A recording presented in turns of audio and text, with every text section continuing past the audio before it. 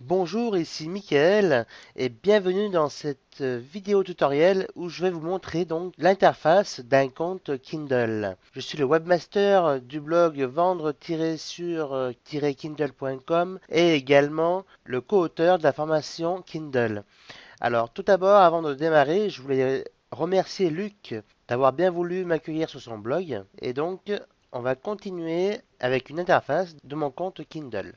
Comme vous pouvez le remarquer, nous sommes sur mon interface Kindle. Je vais cliquer sur un titre, par exemple les 44 secrets avant de monter votre business.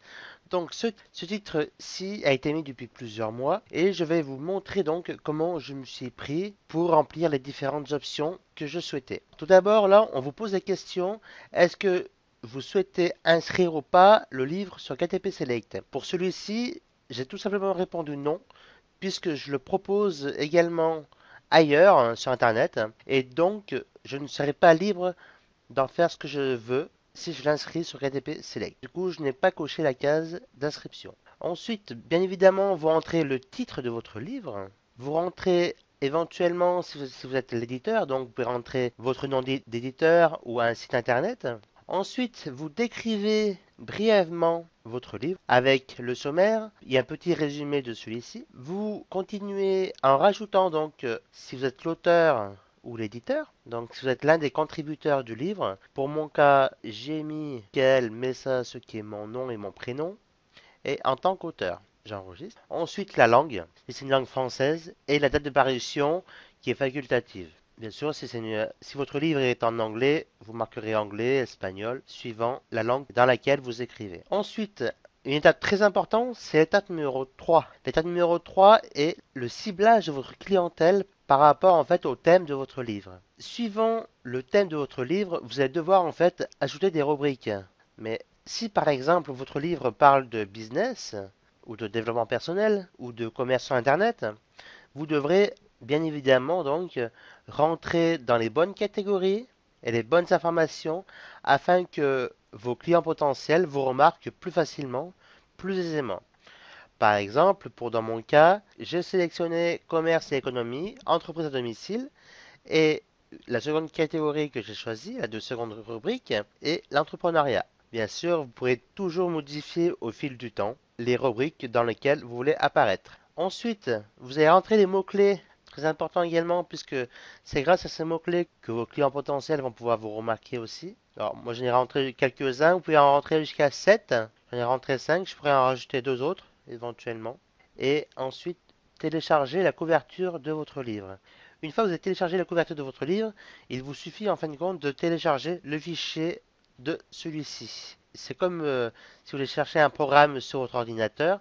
Vous cliquez sur Recherche un livre. Vous allez le chercher donc sur votre ordinateur par rapport à où il se trouve. Et ensuite, vous allez le télécharger. Une fois cela fini, tout simplement, vous pouvez le prévisualiser pour voir si il est bien installé, pour voir le paramétrage si vous l'avez réussi, pour voir si tout est nickel.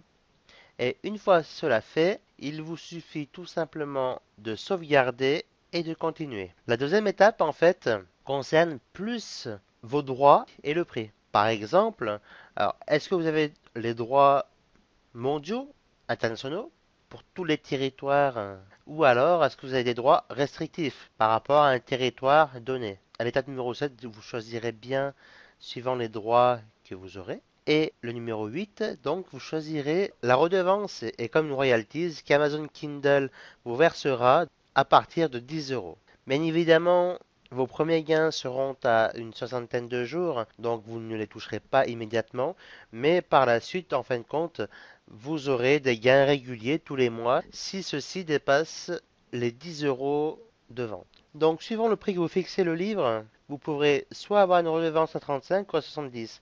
Alors, pour celui-ci, j'ai simplement, c'est une stratégie marketing que j'ai fait et non pour gagner de l'argent avec ce livre-là, puisque je l'ai mis donc au prix le plus bas possible sur Amazon. Et du coup, en fait, j'ai une redevance à seulement 35%. Par exemple, si j'aurais voulu bénéficier d'une redevance maximale, j'aurais dû vendre mon livre au minimum à 2,60 € pour les pays européens.